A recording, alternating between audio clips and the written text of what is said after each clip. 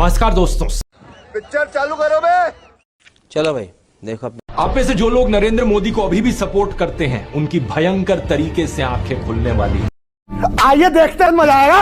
अरे हम तो फकीर आदमी हैं, झोला लेके चल पड़ेंगे जी। लेकिन पूरी दुनिया में आपने ऐसा कोई फकीर देखा है जो 1,40,000 का चश्मा लगाता हो? नहीं। वीडियो शुरू करने से पहले यहाँ एक चीज मैं साफ कर दूं, इससे पहले कि कुछ लोग रोएं कि बार बार सरकार को क्यों बीच में लाते हो, हमारे पापा की इसमें क्या गलती है। नरेंद्र मोदी खुद को गंगा पुत्र कहा करते थे, तो अब नमामि गंगे के नाम पर वोट क्यों नहीं मांग रहे? क्यों नहीं मांग रहे वोट काम पर?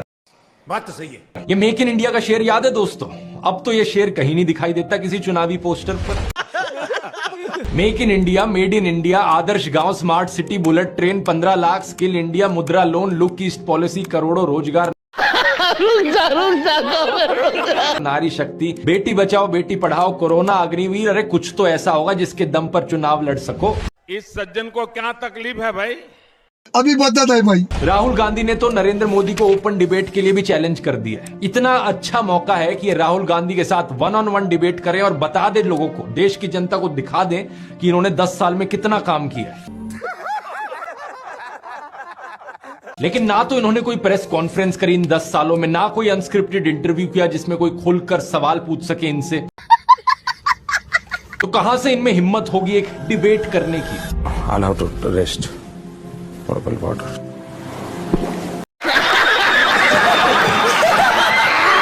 जितना नजर में रहोगे उतना लोगों के दिमाग में घुसोगे। सही पकड़े हैं। अखबार पर नरेंद्र मोदी, रेडियो पर नरेंद्र मोदी, टीवी चैनलों पर नरेंद्र मोदी, फेसबुक पर नरेंद्र मोदी, पेट्रोल पंप की होर्डिंग्स पर नरेंद्र मोदी,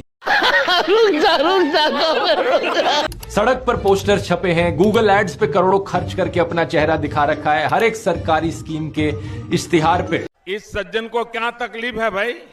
अरे ये सब तो छोड़ो, कोविड वैक्सीन के सर्टिफिकेट पे भी नरेंद्र मोदी, सेल्फी पॉइंट्स तक बना डाले इन्होंने जगह जगह। 2022 की इस रिपोर्ट को देखिए। आईएनबी मिनिस्ट्री ने बताया कि सरकार ने 8 सालों में 6,400 करोड़ से ज्यादा रुपए खर्च किया एडवर्टाइजमेंट्स पर। यही नहीं, अभी और सुनिए। हर रोज का 71 लाख रुपए तो अखबारों में ऐड देने में लगा दिया। क्या बात कर रहे हैं? और ये सब तो सरकारी पैसे से चलने वाली एड्स थी। इसके अलावा जो पार्टी फंड से चलने वाली एड है वो अलग, और गोदी मीडिया के एंकर जो दिन रात चाटुकारिता करते हैं वो अलग। हर जगह नरेंद्र मोदी। ओडिशा में जाकर कहते हैं कि ओडिशा को देश का नंबर 1 राज्य बनाएंगे, और कर्नाटका में जाकर कहते हैं नहीं, हम कर्नाटका को देश का नंबर 1 राज्य बनाएंगे। आइए देखते हैं, मजा आएगा। उड़ीसा को देश का नंबर 1 राज्य बना सकते हैं। अच्छा, कर्नाटका को पूरे देश का नंबर 1 राज्य बनाने का लिए खाओ माँ कसम। बात समझ रहे हो ना दोस्तों? वोट पाने के लिए जहां जो बोलना पड़े वो बोला जाता है। हर एक राज्य में एक इमोशनल कनेक्ट बनाने के लिए वहां के लोगों के साथ एक नाता निकल कर आ जाता है। सही पकड़े हैं। पूरे देश में यही स्ट्रैटेजी चलाई जाती है। उत्तर प्रदेश में बीजेपी गौ माता के नाम पर लोगों को इमोशनल करती है। ये बड़ी अच्छी बात कही आप। ये कहते हैं कि गौ हत्या को अगर रुकवाना है तो हमें वोट करो। केरला में जाकर इसका उल्टा कहते हैं, अगर क्वालिटी बीफ चाहिए आपको तो हमें वोट करो। जब गोवा की बात हुई तो 2015 में अमित शाह ने खुद कहा था कि इनका देश भर में बीफ बैन करने का कोई प्लान नहीं है। बेशर्मो शर्म करो शर्म। अब जनता के लिए अच्छे काम करना ये भी एक तरीका है सत्ता हासिल करने का, लेकिन इतनी मेहनत कौन करे? काम के नाम पर या तो लोगों को सपने दिखाए जाते हैं या फिर नौटंकियां करी जाती हैं। लेकिन कहानी में अब ट्विस्ट देखिए। बिहार में समीकरण कुछ और थे, तो वहां मोदी शांति दूत बन गए। क्या बात कर रहे हैं? ये बोलने लगे कि मैं देश को धर्म के नाम पर नहीं बंटने दूंगा। आइए देखते हैं, मजा आएगा। मैं जब तक जिंदा हूं, मैं धर्म के आधार पर इस देश को बांटने नहीं दूंगा। ये बड़ी अच्छी बात कही आप। अलीगढ़ की रैली में भी मुस्लिमों के हितैषी बनकर आए थे। बोलने लगे कि कांग्रेस और समाजवादी पार्टी ने मुसलमानों के लिए कुछ नहीं किया है। क्या बात कर रहे हैं? कांग्रेस, सपा जैसी पार्टियों ने और मुसलमानों के राजनीतिक, सामाजिक, आर्थिक उत्थान के लिए कभी कुछ नहीं किया। और 14 मई को तो इंटरव्यू में ये तक कह डाला कि जिस दिन मैं हिंदू मुस्लिम करूंगा उस दिन मैं सार्वजनिक जीवन में रहने के योग्य नहीं रहूंगा। आइए देखते हैं, मजा आएगा। मैं जिस दिन हिंदू मुसलमान करूंगा ना उस दिन मैं सार्वजनिक जीवन में रहने योग्य नहीं रहूंगा। यही नहीं, अभी और सुनिए। मैं हिंदू मुसलमान नहीं करूंगा, ये मेरा संकल्प है, ये तक कह डाला। और मैं हिंदू मुसलमान नहीं करूंगा, ये मेरा संकल्प है। अरे क्या क्या करूं मैं इसका, क्या करूं? आप में से कुछ लोग ये देखकर कंफ्यूज हो रहे होंगे, यार ये कैसे हो सकता है? मोदी कॉम्युनल है या सेक्युलर है, या फिर इन्हें अब कोई स्प्लिट पर्सनैलिटी डिसऑर्डर हो गया है? ऐसा नहीं है, इनके ये दो चेहरे हमेशा से ही रहे हैं। सही पकड़े हैं। 2014 के इस ट्वीट को देखिए, सेक्युलरिज्म हमारे खून में है, नरेंद्र मोदी कह रहे हैं। कुछ भी चाहे कोई हिंदू हो, मुसलमान हो, सिख हो, इससे भी फर्क नहीं पड़ता। बस बात यह है कि नरेंद्र मोदी का वफादार होना चाहिए। देश का पूरा सिस्टम ही नरेंद्र मोदी के वफादारों और चाटुकारों का सिस्टम बन जाए। चारों तरफ इन्हीं के ही लोग, इन्हीं के ही गुणगान। ये बड़ी अच्छी बात कही आप। सरदार पटेल का नाम हटाकर स्टेडियम का नाम अपने नाम पर कर लिया और स्टेडियम के दो एंड्स के नाम इनके दोस्त अंबानी और अडानी के नाम पर दे दिए। इस सज्जन को क्या तकलीफ है भाई? प्रधानमंत्री को जेटली ने फूलों का गुलदस्ता भेंट किया, लेकिन तभी टीवी कैमरों के सामने एसपीजी के जवान आ गए। उन्होंने मोदी के हाथों से गुलदस्ता ले लिया। प्रधानमंत्री इस पर नाराज हो गए और उन्होंने एसपीजी से तत्काल कैमरों के सामने से हटने को कहा। साथ ही कमांडो से खुद से थोड़ी दूरी बनाने को भी कहा। औरों की तो छोड़ो, नरेंद्र मोदी खुद इस बात को बार बार दोहराते रहते हैं। कहते हैं कि उन्होंने अपने परिवार को देश के लिए छोड़ दिया। आइए देखते हैं, मजा आएगा। मेरे देशवासियों, मैंने घर, परिवार, सब कुछ देश के लिए छोड़ा है।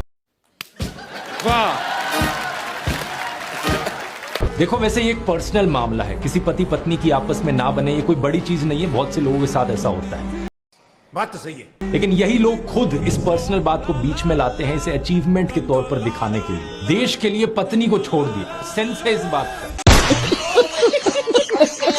मैं फिर से कहूंगा, ये प्रधानमंत्री मोदी का अपना पर्सनल मैटर है। अगर वो बॉलीवुड, अडानी, अंबानी जैसे दोस्तों के साथ ताल्लुक रखना चाहते हैं और अपने परिवार के साथ नहीं, उनकी मर्जी। ये बड़ी अच्छी बात कही आप। मुझे प्रॉब्लम इस बात से नहीं है, प्रॉब्लम इस बात से है कि इसे अचीवमेंट की तरह क्यों दिखाया जाता है। मैंने अपना परिवार छोड़ दिया, देखो मैं कितना महान हूं, ये कोई अचीवमेंट होती है? नहीं। एक आदमी बीजेपी सपोर्टर को चैलेंज कर रहा है कि वो एक अचीवमेंट गिना दे मोदी की, वो नहीं गिना पा रहा। अभी मजा आएगा ना। अब बीजेपी का कोई ऐसा काम बताइए अच्छा जो सब बीजेपी को वोट।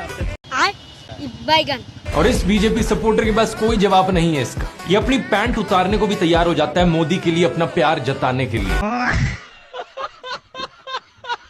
बंगाल से नाता जोड़ने के लिए इन्होंने कहा कि बचपन में ये कोलकाता की मेट्रो देखने आए थे।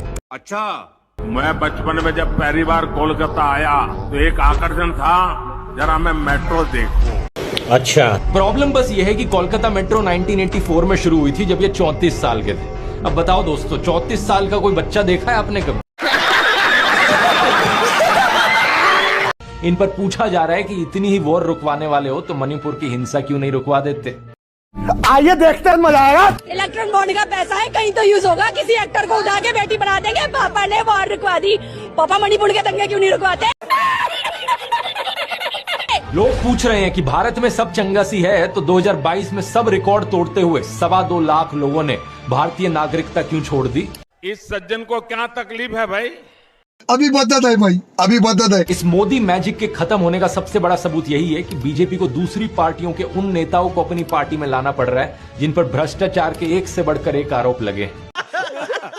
अगर मोदी मैजिक अब सही में बचा होता तो मोदी के नाम से ही चुनाव जीता जा सकता था। इन बाहर के नेताओं को लाने की जरूरत नहीं थी अपनी पार्टी में। सही पकड़े हैं। ये झूठ, डर और नफरत फैलाने की जरूरत नहीं थी। बात तो सही है। इस वीडियो में तो मैंने आपको नरेंद्र मोदी का वो चेहरा दिखाया है जो व्हाट्सएप माफिया आपको दिखाता रहता है। अगले वीडियो में मैं आपको दिखाऊंगा उनका असली चेहरा, उनके माइंड में क्या क्या चलता रहता है। अभी मजा आएगा ना। अरे हम तो फकीर आदमी हैं, झोला लेके चल पड़ेंगे जी।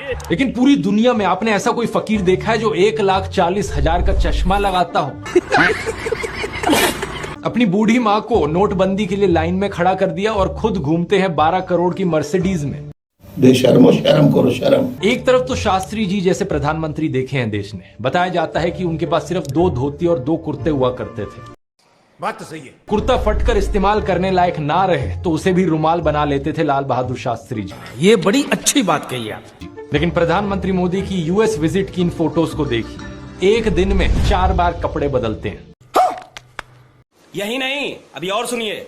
द प्रिंट में लिखे गए इस आर्टिकल को देखिए। उत्तराखंड और हिमाचल जाते हुए प्रधानमंत्री मोदी ने 8 घंटे में 4 बार कपड़े बदले। इस सज्जन को क्या तकलीफ है भाई? इस टाइम्स ऑफ इंडिया के आर्टिकल को देखिए। प्रधानमंत्री मोदी गंगा आरती करने गए तब भी कपड़े बदलते जा रहे हैं। हुबली टाइम्स वालों ने तो इनकी फैंसी ड्रेस का एक पूरा कोलाज बना दिया। इंडिया टुडे ने भी इनकी 22 हेड गियर्स की कलेक्शन दिखाई है इस आर्टिकल में। और इस इंडियन एक्सप्रेस के कोलाज को भी देखिए। अगर ये फकीरी वाली बात भी नहीं बैठती लोगों में तो इस सब के बाद अगला हथियार आता है कि इनको भगवान का अवतार ही बना दो। ये एक बार नहीं, 2 बार नहीं, बल्कि कितनी बार कितने नेताओं ने बार बार प्रधानमंत्री मोदी को भगवान से कंपेयर किया है। इस सज्जन को क्या तकलीफ है भाई?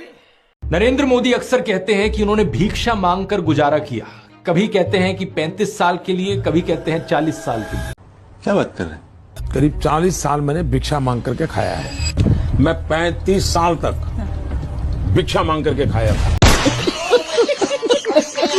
चलो इतनी तो बोलने में गलती हो सकती है। 35 साल हो, 40 साल हो, लोग अक्सर भूल जाते हैं। बात तो सही है। लेकिन सवाल ये कि वो एमएलए पहली बार बने 2002 में, तब उनकी उम्र होगी 52 ईयर्स। ठीक है। लेकिन उससे पहले 90s में ही पता नहीं कैसे उन्होंने फॉरेन टूर्स कर ली। ये फोटोज देखो उनकी आईफिल टावर के सामने पेरिस में, व्हाइट हाउस के सामने, अमेरिका में हॉलीवुड के सामने, लंदन गए, वो मलेशिया गए। आपकी औकात बता रहा हूँ सर, बुरा नहीं मानना सर। क्या 40 साल भिक्षा मांगकर इतने पैसे कमाए जा सकते हैं कि फॉरेन के टूर्स कर ले 90s में? नहीं। और साथ ही साथ इसी बीच में नरेंद्र मोदी ने बीए और एमए की 2 डिग्रीज भी कर ली एलिजिडली। ये कैसे हो गया? आप ही बताओ दोस्तों। साल 1990 में डायकाम मॉडल 1 रिलीज हुआ था, जो कि यूएस में लॉन्च होने वाला दुनिया का पहला कमर्शियली अवेलेबल डिजिटल कैमरा था। बात तो सही है। लेकिन प्रधानमंत्री मोदी अपने इंटरव्यू में बताते हैं कि उन्होंने पहली बार डिजिटल कैमरा 1987 या 1988 में यूज किया था। क्या बात कर रहे हैं? आइए देखते हैं, मजा आएगा। मैंने पहली बार डिजिटल कैमरा का उपयोग किया था 87-88 में शायद। वाह, मतलब भिक्षा मांगकर यहाँ पर फॉरेन टूर भी कर लिए और डिजिटल कैमरा भी खरीद लिया डिजिटल कैमरा के रिलीज होने से पहले। वाह, क्या फकीरी है। जैसे कि नरेंद्र मोदी के बचपन की ये फोटो देखिए। वे 1950 यानी 1950 में पैदा हुए थे। अच्छा, क्या उस समय किसी गरीब परिवार में पैदा हुए बच्चे के पास ऐसे कपड़े होंगे? जरा खुद ही सोचकर देखिए। सूट तक पहन रखे हैं इन्होंने अपनी बचपन की फोटोज में।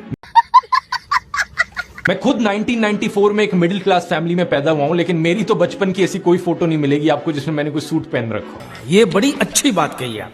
और नरेंद्र मोदी अपने आप को गरीब ही नहीं, बहुत गरीब परिवार का बताते हैं। अच्छा। इंडिया टुडे ने इनकी पुराने घर की एक फोटो पब्लिश करी थी। स्क्रीन पर देखिए। बहुत बड़ा घर नहीं है, लेकिन क्या आपको ये 1950s के किसी बहुत गरीब परिवार का घर दिखता है? नहीं। नरेंद्र मोदी ने एक बार कहा था भगवान बुद्ध के साथ इनका सुखद संबंध है। आइए देखते हैं, मजा आएगा। भगवान बुद्ध के साथ मेरा एक और संबंध भी है, जिसमें अद्भुत संयोग भी है और जो बहुत सुखद भी है। और एक बार इन्होंने कहा बोहरा मुसलमानों के साथ इनका पुराना रिश्ता है। अच्छा, साथियों, बोहरा समाज के साथ मेरा भी रिश्ता बहुत पुराना है। इतना ही नहीं, ईसाइयों के साथ भी इनका बहुत पुराना और आत्मीय नाता है। क्रिश्चियन कम्युनिटी के साथ तो मेरा संबंध कोई नया नहीं है, बहुत पुराना बड़ा आत्मीय नाता रहा है। एक बार इन्होंने कहा कि जीवन का एक महत्वपूर्ण कालखंड इन्होंने आदिवासियों के बीच बिताया है। जीवन का एक महत्वपूर्ण कालखंड मैंने आदिवासियों के बीच में बिताया है। कुछ भी। तो एक बार कहा बलिया के साथ भावुक रिश्ता है इनका। बलिया से मेरा एक भावुक रिश्ता। पंजाब के साथ भी इनका विशेष नाता रहा है और चीन के साथ भी इनका विशेष नाता रहा है। पंजाब के साथ मेरा विशेष नाता रहा है। चीन के साथ मेरा निजी रूप से भी एक विशेष नाता है। अरे क्या क्या करूं मैं इसका, क्या करूं? फ्रांस के साथ भी इनका पुराना नाता रहा है और यदुवंश के साथ भी इनका रिश्ता नाता है। मेरा खुद का व्यक्तिगत रूप से फ्रांस के प्रति लगाव बहुत पुराना रहा है। यही नहीं, अभी और सुनिए। अरे यदुवंश के साथ तो हमारा रिश्ता है, हमारा नाता है। देश के इतिहास में दोस्तों बहुत से प्रधानमंत्री आए हैं और गए हैं, लेकिन इतनी अजीबोगरीब बातें आज तक किसी प्रधानमंत्री ने नहीं करी है। आइए देखते हैं, मजा आएगा। ये जो गोल्ड है बहनों का, गोल्ड ले लेंगे। कभी कहते हैं कांग्रेस आपका मंगलसूत्र छीन ले जाएगी, तो कभी कहते हैं मटन बनाकर कांग्रेस मौज कर रही है। मटन बनाने का मौज ले रहे हैं क्या?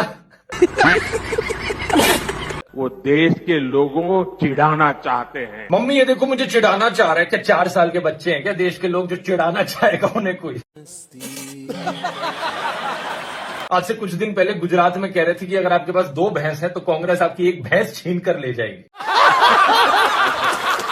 मतलब कुछ भी जो मन में आ रहा है बोले जा रहे हो। और भैंसों की इतनी फिक्र है तो देश की सबसे बड़ी बीफ कंपनी से क्यों चंदा लेते हो करोड़ों का? आज अपने भाषण में कहते हैं कि नवीन पटनायक ओडिशा के जिलों के कैपिटल के नाम नहीं बता सकते। आप उड़ीसा के जिलों के नाम बोलिए और जिलों के कैपिटल के नाम बोलिए। बताओ भाई, जिलों के कब से कैपिटल होने लग गए? क्या आरएसएस ने इंडिया की आजादी की लड़ाई में हिस्सा लिया था? तो इस पर ग्रोक ने जवाब दिया, आरएसएस का भारत की आजादी की लड़ाई में ना के बराबर योगदान था। क्या बात कर रहे हैं? यही नहीं, अभी और सुनिए। कुछ लोगों को ये बात हजम करनी काफी मुश्किल थी तो बार बार काउंटर क्वेश्चन किया गया, लेकिन ग्रोक ने जवाब हमेशा यही दिया। ये एआई यहाँ पर ठोस सबूत और सोर्सेस के साथ फैक्ट चेकिंग का काम कर रहा है। बात तो सही है। जब एक और यूजर ने पूछा कि भारत के कौन से प्रधानमंत्री प्रेस कॉन्फ्रेंस से सबसे ज्यादा डरते हैं, तो उसने नरेंद्र मोदी का नाम लिया। जब इससे पूछा गया कि भारत के सबसे कम्युनल नेता कौन है, तो इसने फिर से नरेंद्र मोदी का नाम लिया। इसने सावरकर के बारे में भी पूछने पर बताया कि अंग्रेजों से सबसे ज्यादा माफी मांगने वाले में विनायक दामोदर सावरकर का नाम आता है। यही नहीं, अभी और सुनिए। जिन्होंने जेल से रिहाई के लिए कई माफीनामे लिखे। और हाँ, सावरकर ही वो शख्स थे जो अंग्रेजों से 60 रुपए मासिक पेंशन लेते थे। इन लोगों ने असलियत में इतिहास को पढ़ा है, उन्हें ग्रोक के इन जवाबों में कुछ गलत नहीं लगेगा। बात तो सही है। लेकिन हैरानी वाली बात यह थी कि ग्रोक यहां कितने सटीक तरीके से बोलचाल की भाषा में फैक्ट चेकिंग का काम कर रहा था। ये बड़ी अच्छी बात कही आप। कुछ लोग इसके जवाबों को देखकर इतना इरिटेट हो गए कि ग्रोक को कांग्रेस आईटी सेल से कनेक्टेड बताने लगे।